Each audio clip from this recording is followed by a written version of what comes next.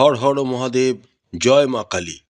রাশিতে মার্গী বৃহস্পতি, দ্বাদশে স্বগৃহ শুক্র, একাদশে উচ্চস্থ রবি এবং দশমভাবে শনি মঙ্গলের বীজযোগ। আগামী এপ্রিল মাসটি কেমন যাবে মিথুন রাশি ও মিথুন লগ্নের জাতক জাতিকাদের, সেই সম্পর্কেই আমরা এই ভিডিওটিতে বিস্তারিত আলোচনা করতে চলেছি। চলুন তাহলে আলোচনায় প্রবেশ করা যাক। প্রথমেই দেখে নেওয়া যাক কর্মভাব বা কর্মক্ষেত্রের দিকটি। পুরো এপ্রিল মাস জুড়েই আপনাদের কর্মভাবের ওপর শনি মঙ্গলের অবস্থান থাকবে এবং একটি বীজযোগের সেখানে সৃষ্টি হবে। তার ওপর রবিরও অবস্থান সেখানে 13ই এপ্রিল পর্যন্ত থাকবে।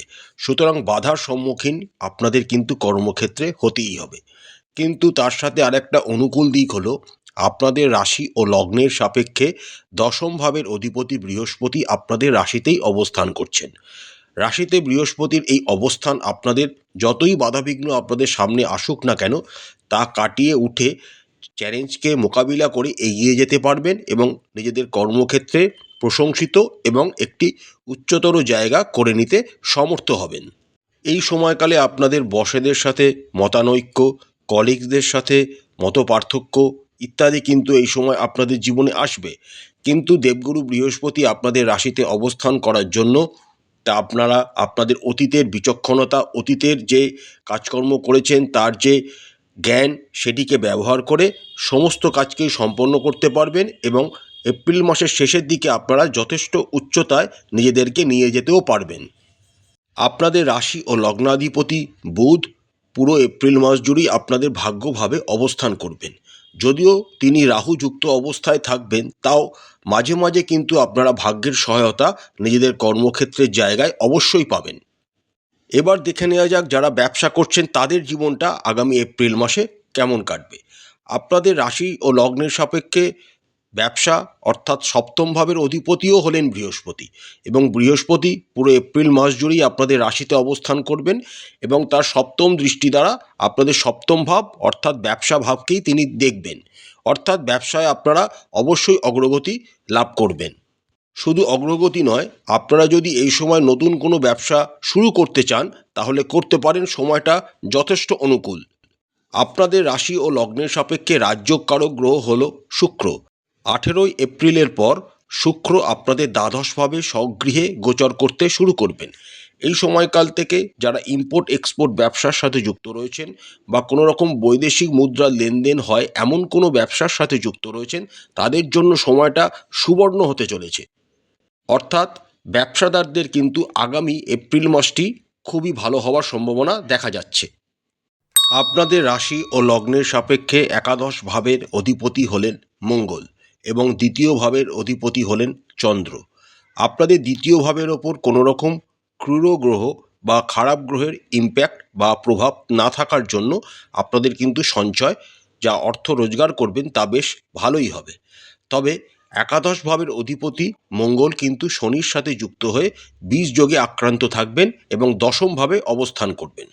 যদিও শনি ও মঙ্গলের এই বীজযোগ আপনাদের কর্মক্ষেত্রে প্রভাব বিস্তার করলেও একাদশ ভাব অর্থাৎ আয় ভাবের ক্ষেত্রে তেমন কোনো প্রভাব বিস্তার করবে না। সুতরাং আপনাদের আয় কিন্তু বেশ ভালোই হবে।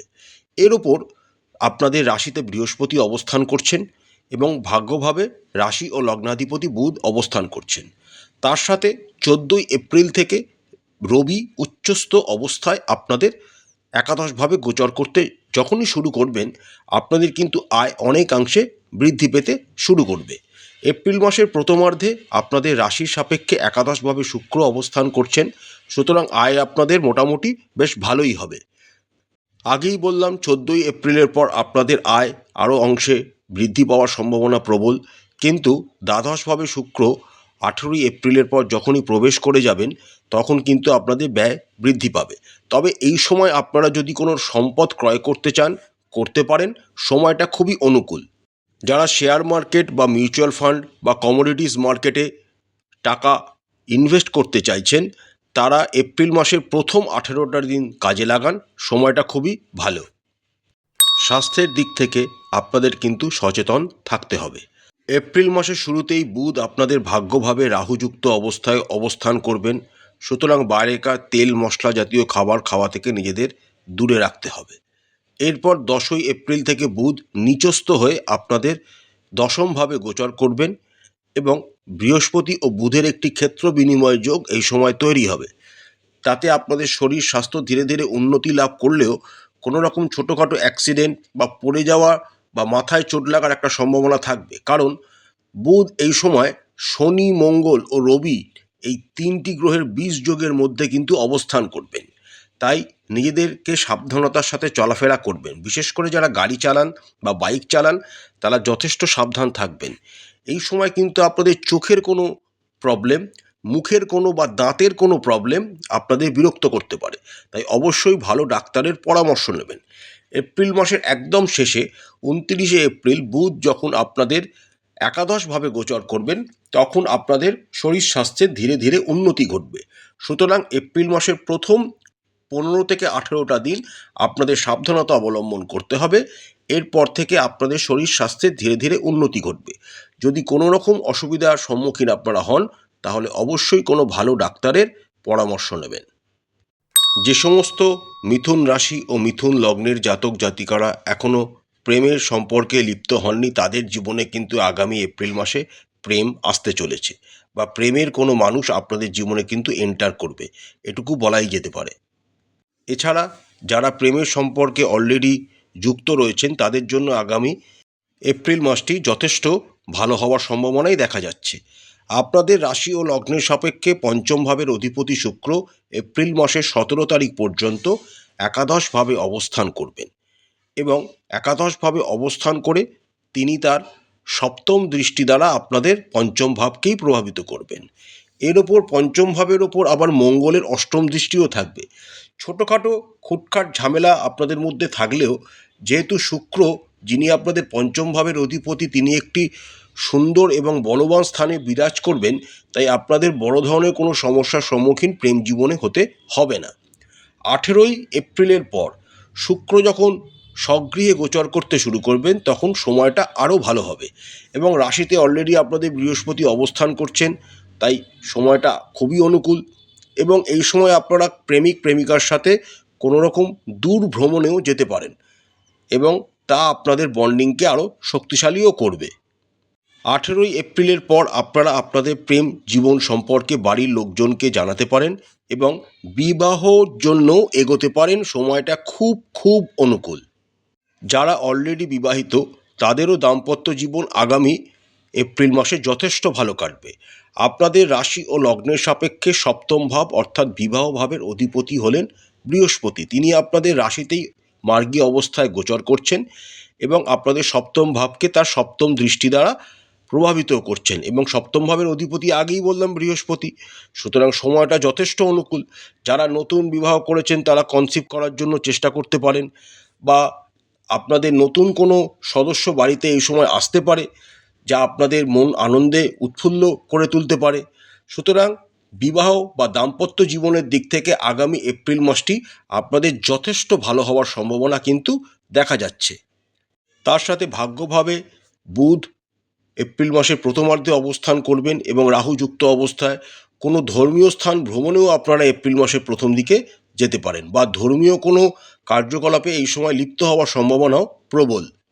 আপনাদের দ্বিতীয় ভাবের ওপর কোনো রকম নেগেটিভ গ্রহের প্রভাব না থাকার কারণে পারিবারিক জীবন মোটামুটি সুখের বলা যেতে পারে, কিন্তু চতুর্থভাবে অধিপতি বুধ এপ্রিল মাসের প্রথম 10 তারিখ পর্যন্ত আপনাদের ভাগ্যভাবে অবস্থান করবেন। এরপর তিনি নিচস্থ হয়ে যাবেন মীন রাশিতে। তখন কিন্তু আপনাদের সাংসারিক প্রবলেম কিছু অ্যারাইজ করতে পারে, তাই চেষ্টা করবেন সেগুলিকে তাড়াতাড়ি মিটিয়ে নেওয়ার, কারণ বুধ এখানে নিচস্থ অবস্থায় থাকবেন। যদিও বৃহস্পতি ও বুধের একটি ক্ষেত্র বিনিময় যোগ এই সময় তৈরি হবে, এর ফলে পরিবারে কোনো লোকজনের অর্থনৈতিক উন্নতি বা চাকরি পাওয়া বা নতুন কোনো পারিবারিক ব্যবসা আপনারা এই সময় শুরু করতে পারেন। সময়টা কিন্তু তার জন্য অনুকূল। এপ্রিল মাসের 15 তারিখের পর আপনাদের মায়ের শরীর স্বাস্থ্যের উন্নতি ঘটবে এবং তাদের প্রপার সম্মান দেওয়ার চেষ্টা করবেন, তাহলে আপনাদের বেশি ভালো হবে। দশমভাবে শনি, মঙ্গল ও রবির বীজযোগ থাকার জন্য আপনাদের পিতার কিন্তু হুট করে হাই প্রেশার বা মাথা গরম হতে পারে, কিন্তু ভয় পাওয়ার কোনো কারণ নেই। যেহেতু দশম ভাবের অধিপতি বৃহস্পতি আপনাদের রাশিতেই অবস্থান করছেন, তাই আপনারা নিশ্চিন্ত থাকতে পারেন। তারা আপনার ওপর কোনো রকম রাগ অভিমান করবেন না, বরঞ্চ আপনাদের বিভিন্ন ক্ষেত্রে সহায়তা করবেন। আপনাদের দাদা দিদি ভাই বোনেদের তরফ থেকে আপনারা আনকন্ডিশনালি ভালোবাসা পাবেন এবং তারা আপনাকে বিভিন্নভাবে হেল্পও করবে। বিশেষ করে যখন রবি উচ্চস্থ অবস্থায় মেষ রাশিতে গোচর করে যাবেন, তখন আপনারা আপনাদের ভাই বোন দাদা দিদির কাছ থেকে বিভিন্ন রকম হেল্প পাবেন। অর্থনৈতিক হেল্প পাওয়ার সম্ভাবনা প্রবল। 18ই এপ্রিলের পর বন্ধু বান্ধবদের তরফ থেকেও আপনারা হেল্প পাবেন এবং তারা আপনাকে বিভিন্ন কাজে সমর্থন করবে এবং অনেক জায়গায় আপনাদের পাশেও দাঁড়াবে। অর্থাৎ এপ্রিল মাসে আপনাদের পারিবারিক জীবন মোটামুটি সুখের হওয়ার সম্ভাবনাই দেখা যাচ্ছে। প্রতিকার স্বরূপ আপনারা রাশি ও লগ্নাধিপতি বুধের বীজ মন্ত্র প্রত্যেক দিন 108 বার করে জপ করবেন। গরুকে সবুজ ঘাস খাওয়াবেন। শ্রী শ্রী গণেশ সূক্তম বা গণেশ অথর্ব শীষ প্রতিদিন পাঠ করবেন এবং গণেশ দেবতাকে পূজা করবেন। শ্রী শ্রী শ্রী বিষ্ণু সহস্রনাম প্রতিদিন পাঠ করবেন, এতে আপনাদের অনেকটা উন্নতি ঘটবে। এবং তার সাথে আপনারা শ্রী শ্রী মহালক্ষ্মীর যে কোনো একটি বীজ মন্ত্র অবশ্যই পাঠ করবেন। আর যদি আপনাদের সময় হয়, প্রতিদিন একটি নির্দিষ্ট সময় হনুমান চালিসা অবশ্যই পাঠ করবেন, এতে আপনাদের অনেক বাধা দূর হবে। আশা করছি আগামী এপ্রিল মাসটি আপনাদের সবাইকার খুব ভালো কাটবে। মা কালী আপনাদের মঙ্গল করুন, আপনাদের সমস্ত মনের ইচ্ছা এবং মনস্কামনা মা কালী পূরণ করুন। আমাদের চ্যানেলের কন্টেন্ট যদি আপনাদের ভালো লাগে তাহলে অবশ্যই চ্যানেলটিকে লাইক করবেন, শেয়ার করবেন, সাবস্ক্রাইব করে আমাদের চ্যানেলটির পাশে থাকবেন। হর হর মহাদেব, জয় মা কালী, নমস্কার।